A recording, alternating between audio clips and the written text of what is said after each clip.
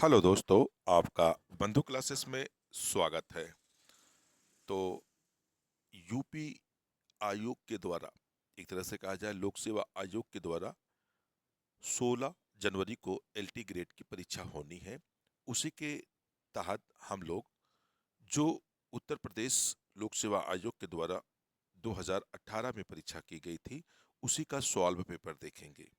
ये previous year के paper हैं, सोशल साइंस के हिस्ट्री सब्जेक्ट के। तो ये कब के पेपर हैं? जो एल टी एल टी 2018 2018 के ये सॉल्व पेपर है जो हिस्ट्री से संबंधित है। तो देखते हैं इसका पहला क्वेश्चन।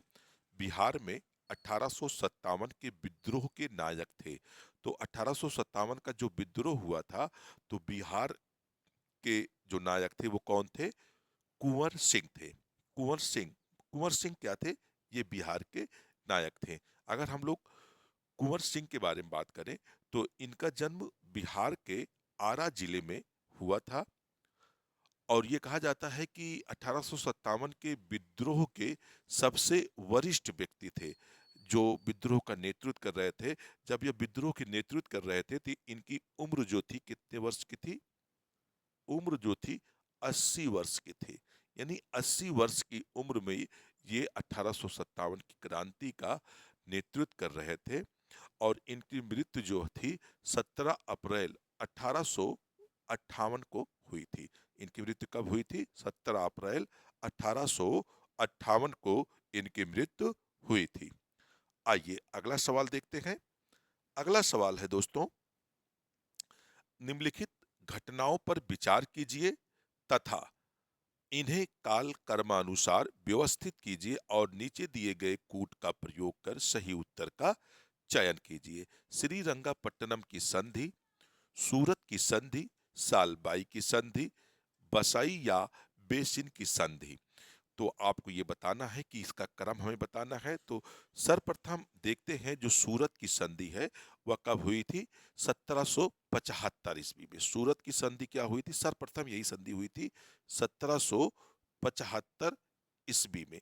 1775 ईस्वी में सूरत की संधि हुई थी। उसके बाद कौन सी संधि हुई थी? सालबाई की संधि हुई थी 1782 में। कब हुई थी?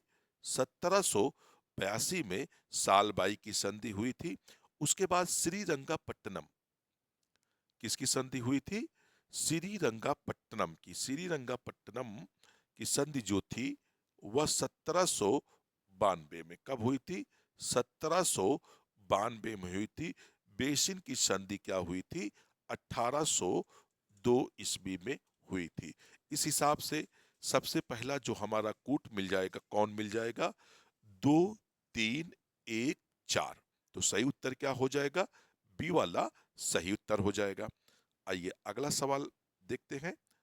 अगला सवाल है, इनमें से किसने भारत में बैप्टिस्ट मिशनरियों की गतिविधियों को विनाशक माना था?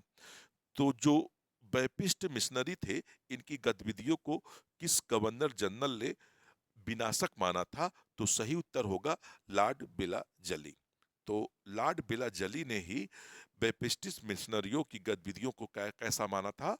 विनाशक माना था। तो लॉर्ड बिला जली जो था, ये क्या था? भारत का गवर्नर जनरल था।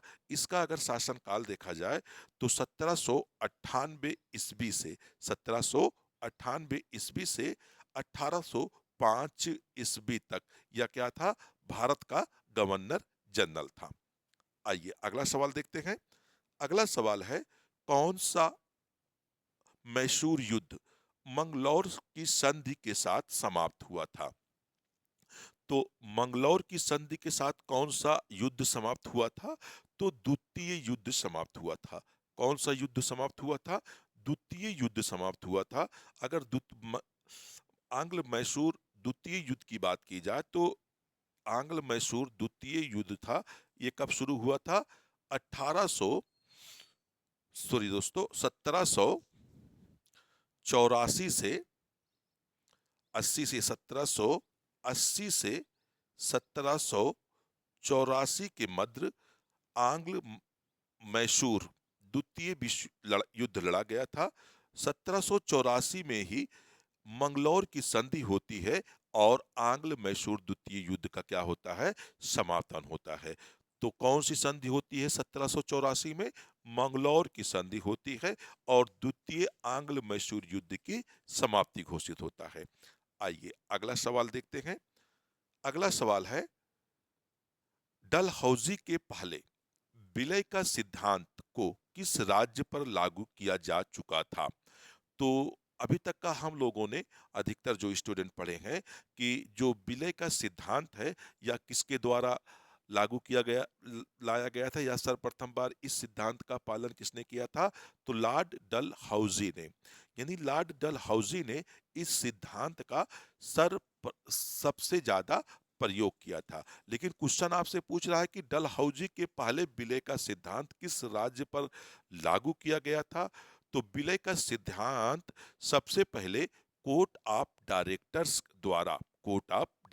के द्वारा 1834 ईस्वी में, कोर्ट ऑफ डायरेक्टर के द्वारा 1834 ईस्वी में इस सिद्धांत की शुरुआत हुई थी। किस सिद्धांत की?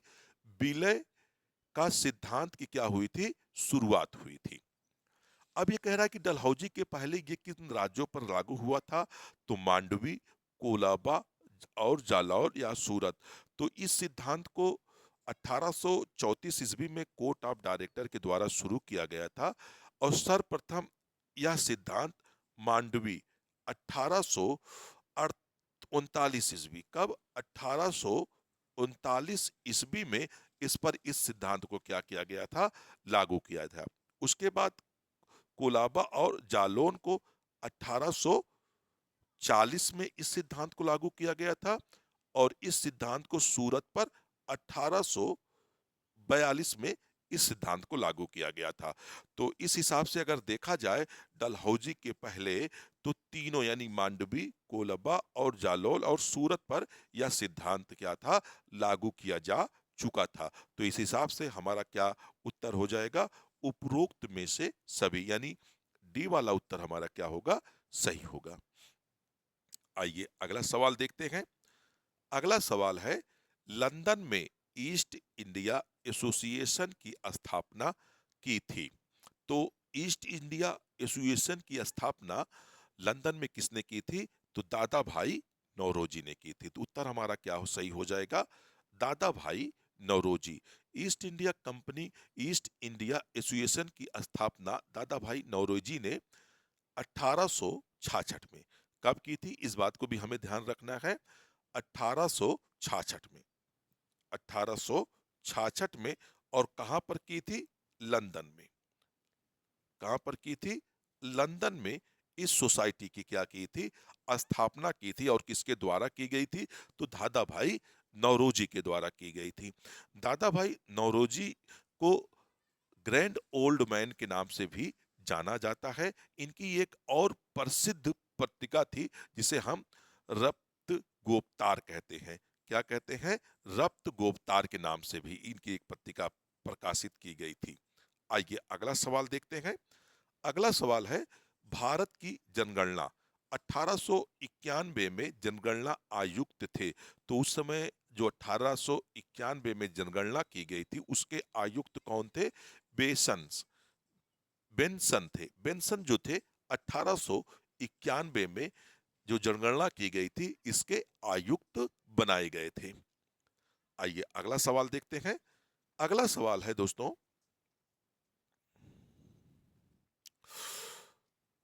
सूची एक को सूची दो से सुमेलित कीजिए तथा नीचे दिए गए कूट का प्रयोग कर सही उत्तर का चयन कीजिए। तो 1854 ईस्वी में शिक्षा पर सर चार्ल्स वुड का डिस्पैच था। 1882 ईस्वी में सैडल विश्वविद्यालय आयोग था। 1904 ईस्वी हंटर शिक्षा आयोग। 1917 ईस्वी भारतीय विश्वविद्यालय अधिनियम। तो सर चार्ल्स वुड का आयोग कब आया था? तो 1854 में यह आयोग आया था। सैंडल आयोग था, कब था? 1917 में।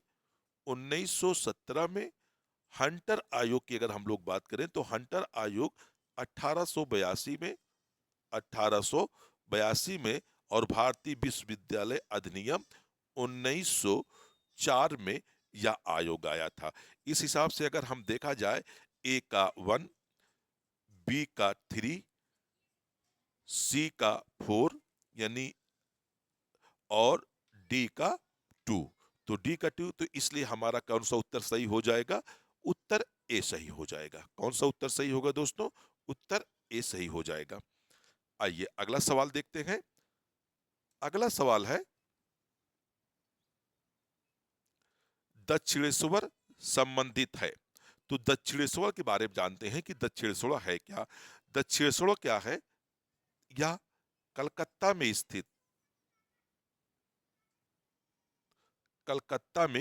स्थित एक काली का मंदिर है। कलकत्ता में स्थित दक्षिणेश्वर एक काली का कैसा है? मंदिर है। यही काली का जो मंदिर था, इसके पुजारी कौन थे? रामकृष्ण परमहंस थे। यानी यह जो काली का मंदिर था, ये इसके पुजारी कौन थे? रामकृष्ण परमहंस। तो दक्षिणेश्वर संबंधित है किससे? रामकृष्ण परमहंस से। तो उत्तर आपका सही उत्तर क्या होगा? सी वाला आपका एकदम राइट उत्तर सही हो जाएगा। स्वामी राधा कृष्णन स्वामी जो है, सभी धर्मों की एकता पर क्या करते थे? जोर देते थे। और इनके एक महान शिष्य हुए जो काफी फेमस हुए थे, स्वामी विवेकानंद। स्वामी विवेकानंद क्या है? रामकृष्ण परमहंस के शिष्य थे। आइए आज के सेशन का अंतिम प्रश्न देखते हैं, और इसके बाद हम लोग दोस्तों इसका जो बचे हुए प्रश्न हैं, इसके दूसरे भाग में देखते हैं। तो इस भाग में आज का अंतिम प्रश्न होगा, इनमें से कौन देवबंद स्कूल से नहीं जुड़े थे? तो देवबंद स्कूल की बात करें तो देवबंद स्कूल क्या है?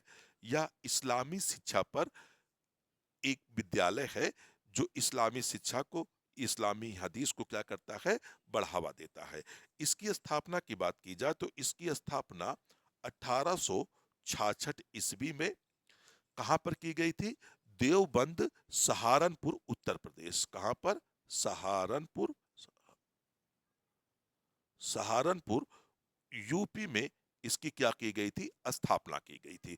इसके संस्थापक सदस्यों में मोहम्मद कासिम वनोतवी, रशीद अहमद गंगोही, महमूद उल हसन, ये क्या थे? इसके संस्थापक सदस्यों में से थे।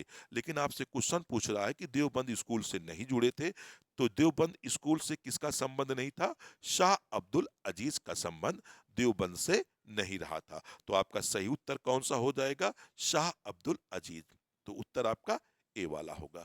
तो दोस्तों अगर आपको ये वीडियो अच्छा लगा हो तो वीडियो को लाइक और शेयर जरूर करिएगा दोस्तों। अगर चैनल पर नए जुड़े हो तो चैनल को सब्सक्राइब कर लीजिएगा। बेल बेल आइकन का बटन भी प्रेस करिएगा। फिर मिलते हैं इसके नेक्स्ट भाग के साथ। जब तक के लिए दोस्तों, जय हिंद, धन्यवाद।